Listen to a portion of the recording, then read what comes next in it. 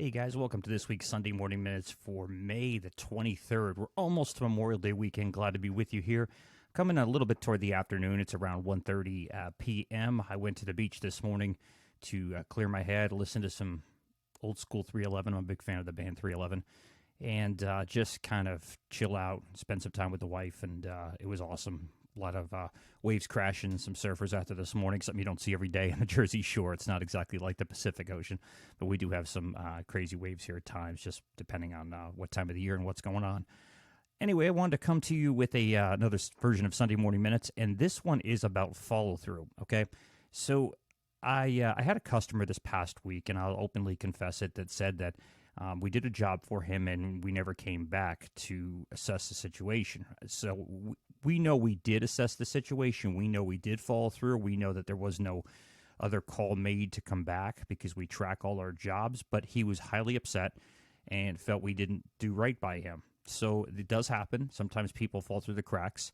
But this particular customer got a little bit on the nasty side. And instead of saying, you know what, man, things happen, or whatever it was, you didn't have to get belligerent. He got a little belligerent to the point where we just had to block him as a customer. And it's a shame, but sometimes you got to fire a customer.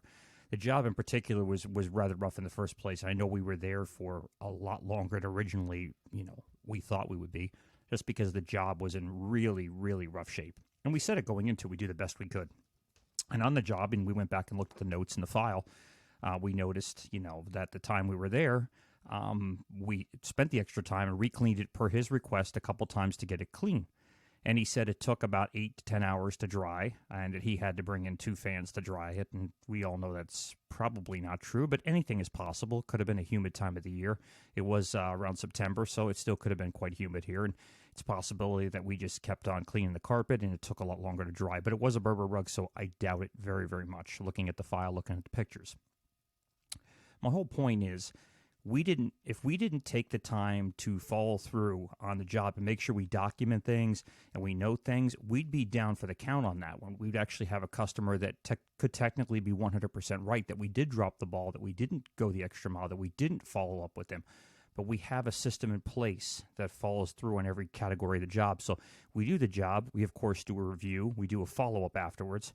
And then at the end of that, if there's any concerns within 30 days here at New Jersey's Best, which is way beyond what most of our competition does, we come back free of charge, no questions asked. And there was never a request to come back out. There was a request to say, hey, it's taking a little longer to dry, but it looks a lot better. What do you suggest? And I think we just suggest to keep a fan on, turn the AC on. It might have went bad, but if it's any concern going forward, let us know. And that's in the notes, by the way, that we did. This is exactly what we did say to them.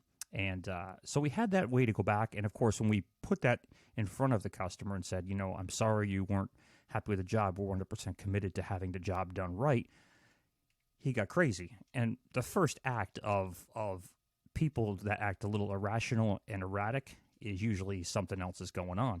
Now, I can't get involved in their personal life, whatever they've got, but now I look at somebody that's trying to maybe get away with something they're not entitled to.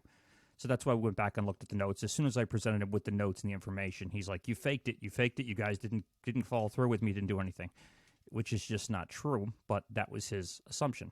My whole point of this thing is, are you doing the follow-up afterwards on the job to make sure the customer's happy? How we found out this person was not happy is we sent our regular SMS messages to our customer base that we do regularly to solicit work. And it's just we follow through with them after so much time. This one has happened to be a little over 6 months, I think, at the time. We delayed a little bit because of COVID.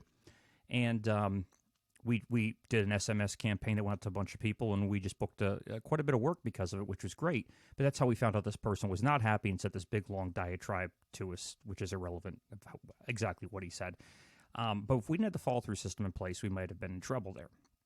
What are you doing to make sure that your technicians are updating the information? If the carpet's in rough shape, you say, we did the best we could, explain to the customer, we cleaned it, used an extra treatment, used a higher-end treatment, which is what we did on this job. We have all those documented notes. We have everything in the system. We have it on a server saved. So it's not like it's a written form that we can't read that could be illegible. My writing's pretty bad, so anything's possible. But we do have things in place that follow up to make sure that we've done our due diligence on the job. And will somebody ultimately not be happy? 100%. You can't make everybody happy. And if you think you can, you're you're almost dreaming at the point, because as you grow, that's not possible. No matter what you do, no how much commitment to great service you're going to do, somebody is not going to be happy at the end of the day. It just happens. It's part of business. It's unfortunate. You just keep it to a minimum and you move on. But make sure, again, the whole point of this Sunday Morning Minutes is follow up. Make sure all of your information is in there. If you find a rip in the floor, rip in the carpet, bleach stains in the rug, if you're a commercial cleaner and you see damage to the property, that could potentially come back on you. They're going to say you or your crews did that. Make sure you note that. For our tile and grout cleaning, which is a lot of what we do, we see missing grout, we see damaged tile, we see tile that's loose, is not stable.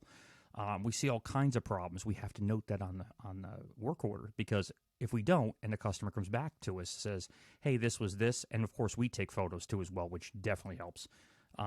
But we take a lot of those things in there to cover us in case anybody says, hey, you guys did this, and we know, as a matter of fact, we didn't. Then it's a he versus she said, or she versus he said, and you don't want to go down that road. You want to have something in your own personal file for each job that explains what you did, and if you saw anything of concern that sticks out. Sometimes things are just going to fall through the cracks. There's nothing you can do about it, but you should have something in place to make sure you document and you put anything you see that's out of the ordinary that could come back to bite you in with the notes on the job, and that's part of your follow-through on the job to minimize customers being upset with you for any particular reason. All right, guys, thanks so much. We're going to see you next week on, actually, I don't know if I'll be doing next week's, but I'll give it a darn shot, a real good shot. Sunday Morning Minutes is Memorial Day weekend. I got a whole bunch of things going on, but you'll see what happens. Might be able to do it, and we appreciate your time, and look forward to a new podcast. I got my old friend Ivan Turner coming up this week. Ivan is a restoration contractor that had a similar background to me, has an incredible marketing program and teaching program called Show Me Marketing Solutions. I've used it in my own business in the past when I did restoration work, but Ivan's going to talk about the way the industry seems to be right now, and some ways you can capitalize upon it being an independent versus a national franchise, which seems to be what's taking over a lot of the market. All right, guys, have a great day. We'll talk to you later. Bye-bye.